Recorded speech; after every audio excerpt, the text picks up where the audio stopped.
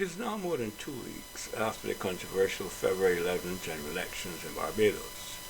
Once upon a time, by this time, after the election, the country would have more or less settled down and life would have gone back to normal. But ever since the snap election of January 2022, peace and stability in political life in Barbados seem to have become an elusive state. This time around in 2026, the country is hotly debating the anti-defection legislation passed by the Motley government in the lower house on February 24 in the immediate wake of the election. Given the demonstrated inclination of the Motley government for passing or attempting to pass anti-democratic and anti-freedom legislation, one has to speculate about what legislation lies up ahead. Currently, a controversial citizenship bill is working its way through Parliament, a leftover from the last Motley administration. Already there are contentious clauses in that bill which should cause all Barbadians to pause. Before the election, the government promised a new Education Act. Can we expect an even more controversial and globalist-oriented piece of legislation for our education system now that the government can claim that it has a mandate? And what about same-sex marriages? Now that Ms. Motley has effectively bought the silence and complicity of the church, can we expect an easy passage for such legislation? Since we are faced once again with a 30-0 lower house and an unconstitutional Senate, these are just some of the many burning questions we need to ask and stay vigilant about. But even before we engage with what lies up ahead, we have to deal with several critical, unfinished matters concerning our democracy, arising from the election of 2011. Our reading of the situation is that the anxiety and concern generated by the passing of the anti-defection bill and the impending citizenship bill all serve to distract Barbadians from what we will be calling, on these KGN broadcasts, the unfinished business of democracy in Barbados. We cannot let the world be pulled over our eyes now that we have awakened, at least most of us, and opened our eyes. So when we come back from the short break, we will explain what we mean by unfinished business. Hi there, I am AI Assistant Gina. Thank you for tuning into KGN News. We are working hard to bring you the news and analysis that matters from a Christian perspective. You have been telling us how we have been doing, and we have been listening. Thank you. If you have not done so already, help our channel grow by hitting that subscribe button on your screen now. Also, remember to like this video so that YouTube is encouraged to show it to others. And keep your comments coming. We welcome them. Thank you. Welcome back.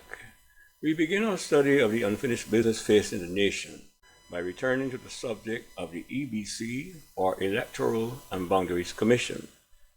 The current distractions we mentioned earlier are clearly meant to drive attention away from that compromised organization and its manifest incompetence. We at KGN are in the business of finding solutions rather than just identifying problems and challenges. Therefore, we suggest the following action plan for the EBC. Number 1, forensic audit. It is clear by reading between the lines that the EBC does not have an accurate or clean list of electors. There is no way that this list should remain in that state for the next election. We are therefore calling for a full forensic auditing and cleaning of the voters list by independent auditors. That is a must. Number 2, decoupling. The EBC needs to be decoupled from government. Currently, it is a government agency, which makes it especially prone to political interference, as we have seen in the last election. In our view, it should be reorganized as an independent agency, as was called for by former opposition leader Mr. Ralph Thorne. An independent EBC is a must going forward. Number 3, full computerization. A computerized registration system needs to be installed in the new, improved, and independent EBC that will allow registrations up to within, say, 7 working days of the election. In that way, a clean list can be made available electronically, either at each polling center or from a central location on the day of the election. However, to deter citizens from waiting until the last moment to register, a registration fee should be charged for persons seeking to register after the official deadline. Let us know your thoughts on this matter in the comment section. That's the opening line of the Calypso, West Indian politician by the Honorable Mighty Gabby, Calypsonian extraordinaire of Barbados. The song was written in 1985, that is some 40 years ago. Yes, that long ago. But I want to direct your attention to the chorus lines on the screen. Those lines, and because you train in England, Westminster choking we, contain awesome truths about the state of our parliamentary democracy, not only here in Barbados, but throughout the English-speaking Caribbean, Guyana being the possible exception. When Kamala Bessessar, Trinidad and Tobago Prime Minister, told the recent 50th meeting of CARICOM heads that all in the room were there after free and fair elections, you know she was being gently sarcastic. We are saying all of this because the problematic 30-0 election results we have been having could have been avoided on all three occasions. If we would make a simple change to our voting system, which is still based on the inherited Westminster first-past-the-post system, a change from that to one called proportional representation is all we need to prevent the recurrence of another 30-0 and have truly fair, free, and representative elections. And that change, in my mind, is the most critical of all the pieces of the unfinished business of democracy in Barbados. So let's explain briefly the difference between the two systems, first past the post and proportional representation. In the current system, called the first past the post system, whichever party gets a majority of the seats wins the government. There are 30 constituencies in Barbados, so a majority is half plus 1, or 16 seats. As you know, in the last 3 elections, one party captured all 30 seats. A proportional representation system would have prevented this from happening on all 3 occasions. You got that right, all 3 occasions.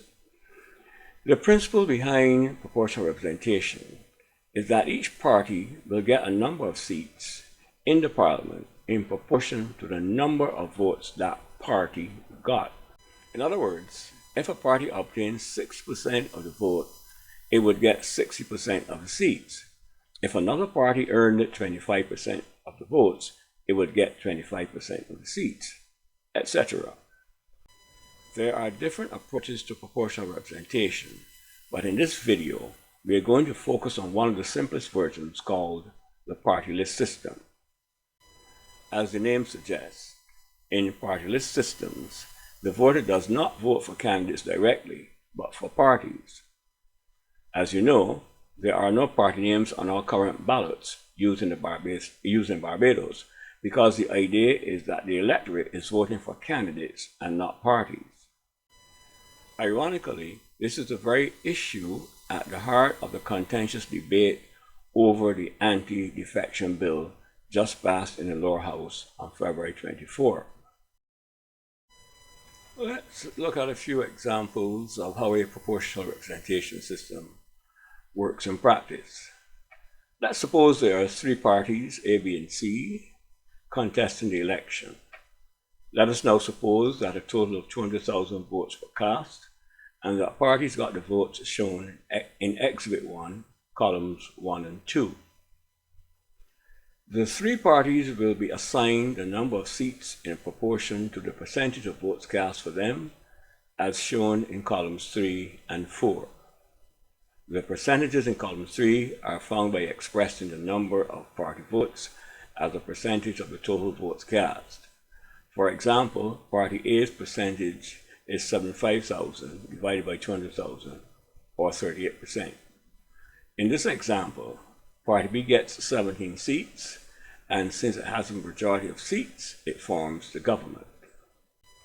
If you are wondering, but how is this different from the present situation? Consider the second example. Here we have a different set of voting results as in Exhibit 2, columns 1 and 2.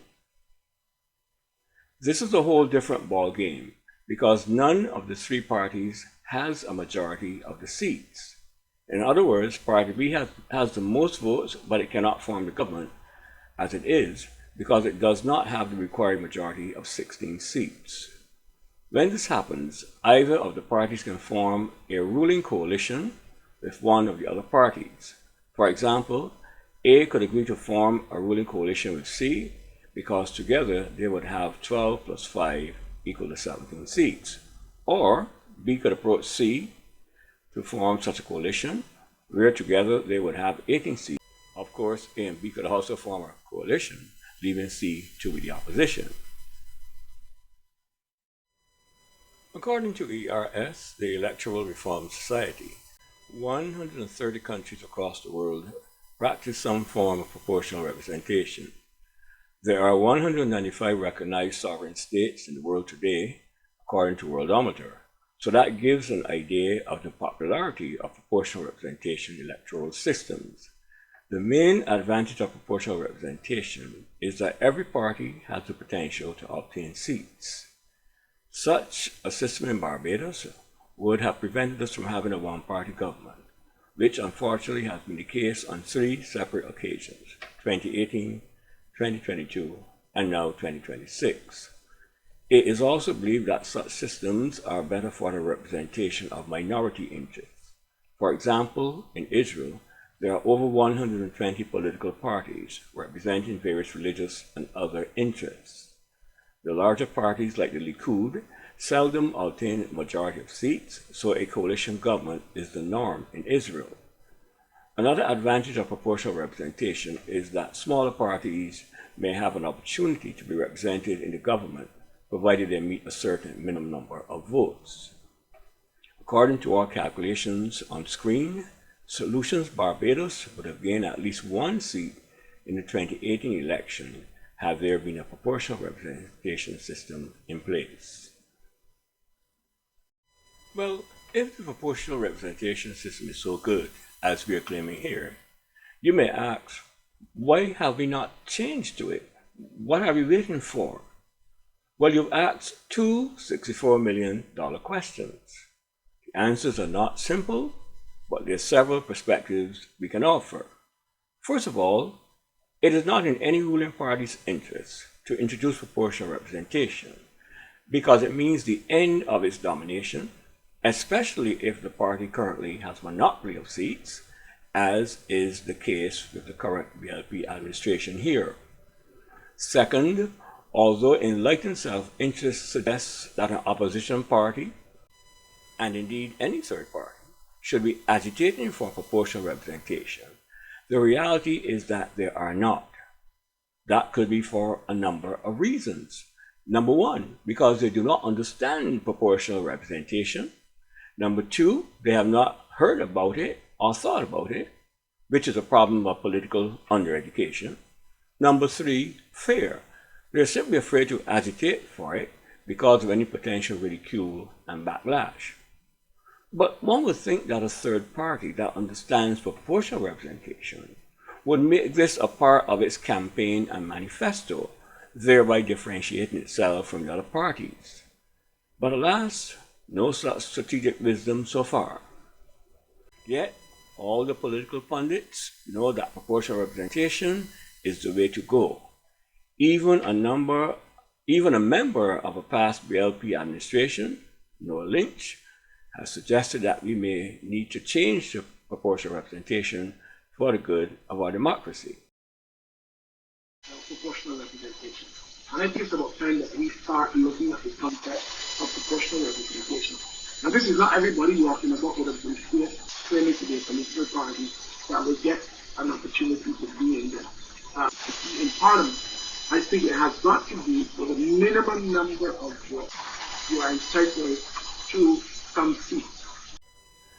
People who have the greater interests of Barbados at heart easily see how proportional representation would benefit the country and raise the bar on our democracy. Our question is this: if Ms. Morley is such a great leader, why does she not make the move to change the system? When people describe her as a great leader, what exactly do they mean? If she is so great, why is she afraid of opposition? None of our previous prime ministers were. So where is the greatness? Does greatness mean international popularity? If so, how does that help us other than making it easier to borrow more money, which is not really a benefit at all? Since no one else seems prepared to do it, what we need now is a grassroots movement to agitate for proportional representation. We have started the ball rolling here by making this video. We will certainly make others. So please share this video as widely as you can so that we can begin the urgent conversation that will get action on this matter and allow us to make the next great leap forward in our democracy. Thank you for watching.